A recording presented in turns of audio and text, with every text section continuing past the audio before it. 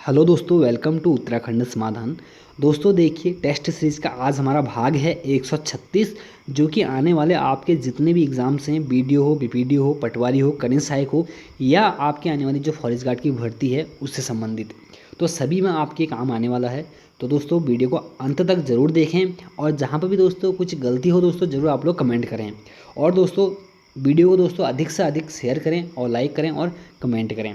तो शुरू करते हैं देखिए आज के महत्वपूर्ण 100 भाग 36 को। पहला प्रश्न है दोस्तों कि निम्न में क्षेत्रफल की दृष्टि से सबसे बड़ा ज़िला कौन सा है। देखिए आपके पास यहाँ पर उत्तरकाशी, चमोली ऑप्शन में नहीं है।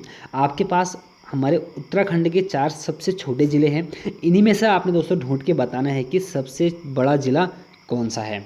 तो देखिए अगर मैं बात करूं, आप कॉमन सेंस से लगाइए दोस्तों कि चंपावत हमारा सबसे छोटा है। ठीक, उसके बाद आपको याद नहीं है तो दोस्तों आपको मैं याद दिला देता हूं।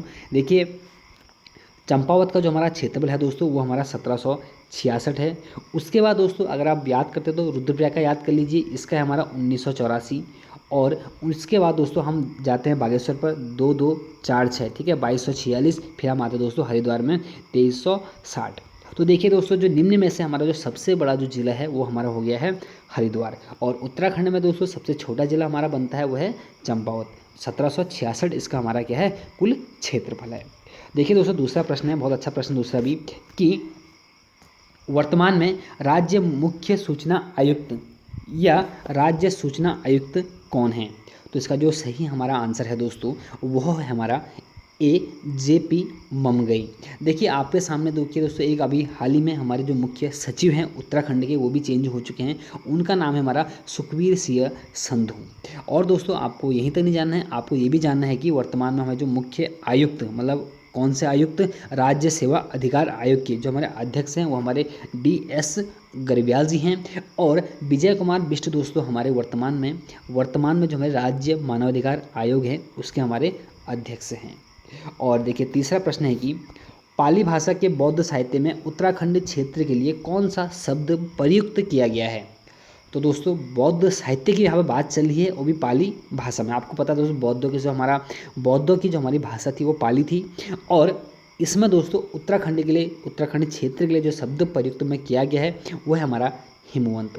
बाकी दोस्तों देखिए ब्रह्मपुर, उत्तरखंड, खसदेव, ये सभी हमारे उत्तराखंड के ही कहीं ना कहीं आपको नाम देखने को जरूर मिलते हैं।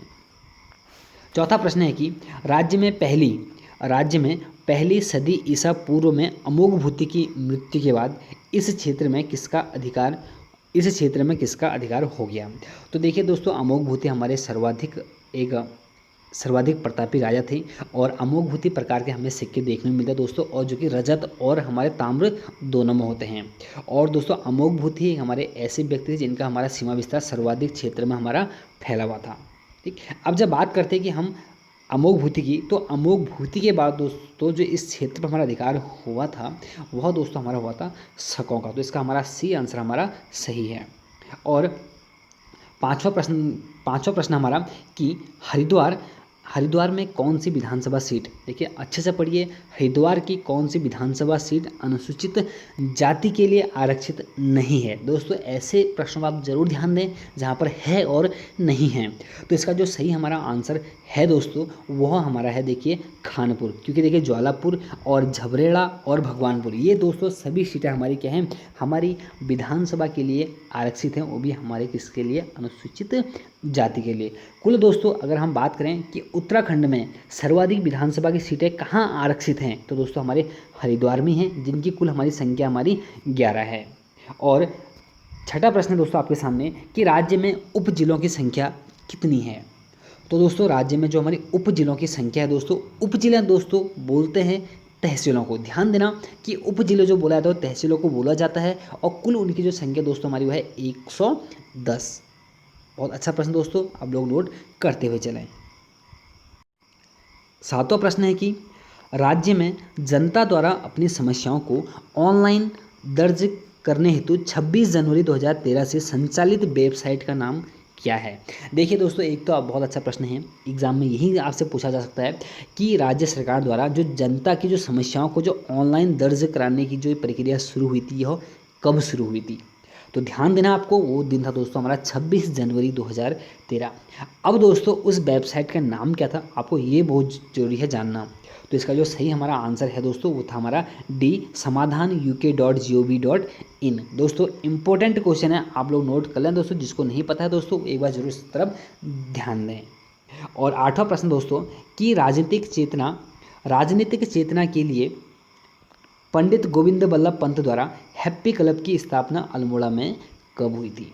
देखिए दोस्तों इस प्रश्न की मैं जितनी तारीफ करूँ उतनी कम है, क्योंकि देखिए प्रश्न इतनी बार पूछा गया दोस्तों कि अब मैं कह रहा हूँ आप ओल्ड जितने पेपर हैं उनको उठा के देखिए, तो वहाँ पे दोस्तों हैप्पी क्लब से क्वेश्चन जरूर बना होगा।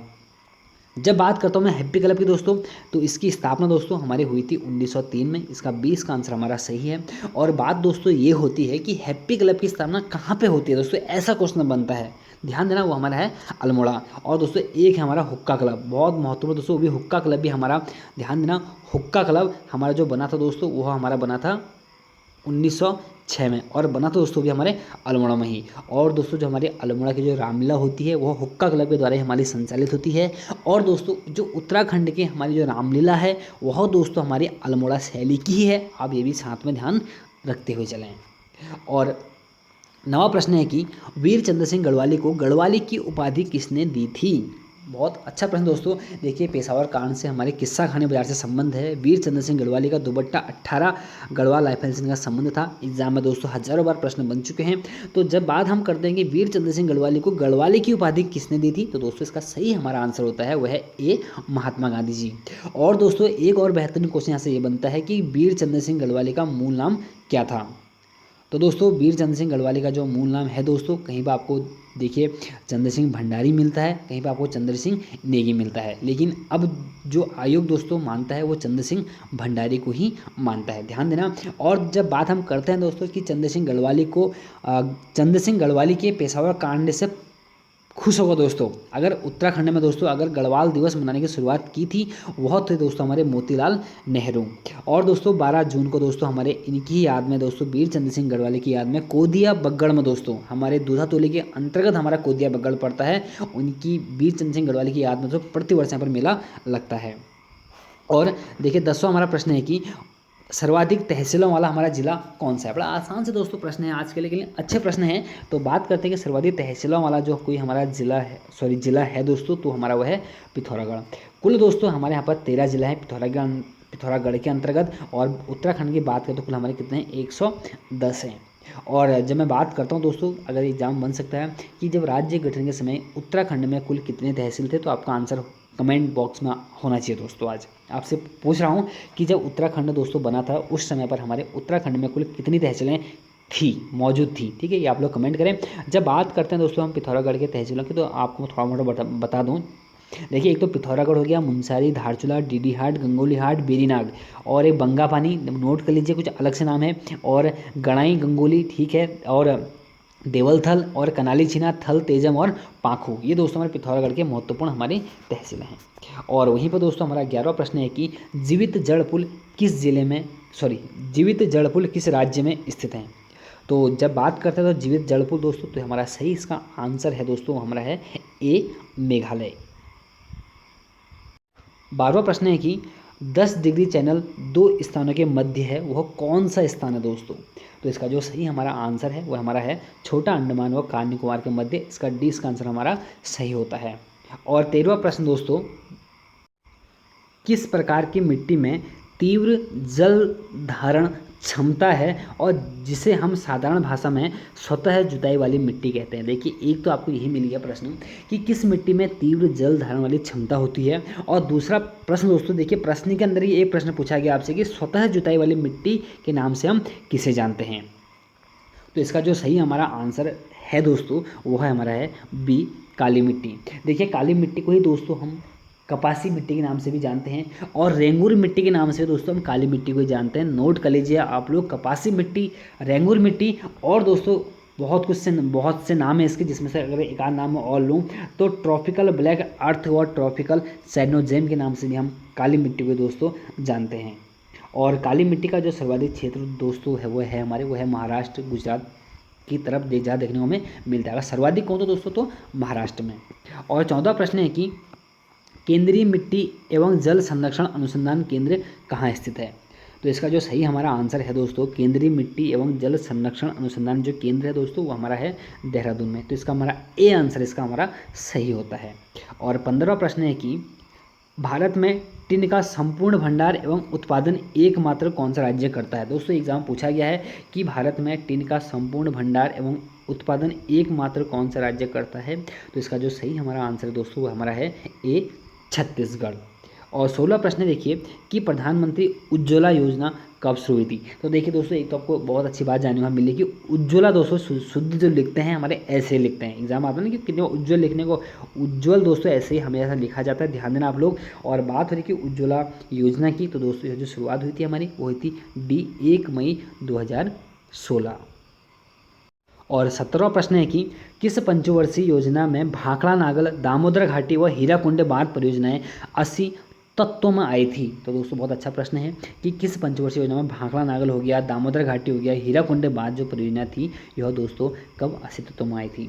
इन्हीं को दोस्तों, इसी परियोजना को देखते हुए हमारे पंडित जवाहरलाल नेहरू ने हमारे इन नदी घाटी परियोजना को आधुनिक मंदिर की दोस्तों संज्ञा दी थी। और जब बात करते हैं दोस्तों, तो इन्हें हम प्रथम पंचवर्षीय योजना के अंतर्गत देखते हैं। और जब बात करते हैं दोस्तों, हमारी जो स्टील कंपनियां थी वो दोस्तों हमारे द्वितीय पंचवर्षीय योजना के अंतर्गत शामिल हुई थी, मतलब उनका निर्माण हुआ था। और 18वां प्रश्न है कि आपके सामने कि लीड बैंक योजना की शुरुआत किस समिति की सिफारिश पर हुई थी? तो इसका जो सही हमारा आंसर है दोस्तों, वो हमारा है सी, नारी सीमन समिति। तो दोस्तों लीड बैंक की योजना की जो शुरुआत हुई थी दोस्तों, वो जो हुई थी हमारी, वो हमारी हुई थी 1969 में। और 19वां प्रश्न है कि मानव विकास रिपोर्ट जारी करता है किसके द्वारा? दोस्तों मानव विकास रिपोर्ट जारी की जाती है, तो ध्यान देना हमारे वह हमारे UNDP द्वारा।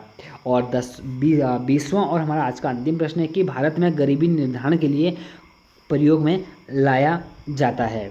तो इसका जो सही हमारा आंसर है दोस्तों, वो है हमारा है डी, निरपेक्ष प्रतिमान। दोस्तों वीडियो को अधिक से अधिक दोस्तों शेयर करें, अगर आप लोग दोस्तों सपोर्ट करेंगे तो मैं ये अपना क्रम दोस्तों जारी रखूँगा। तो मिलते हैं एक नेक्स्ट वीडियो में दोस्तों। जय हिंद, जय भारत।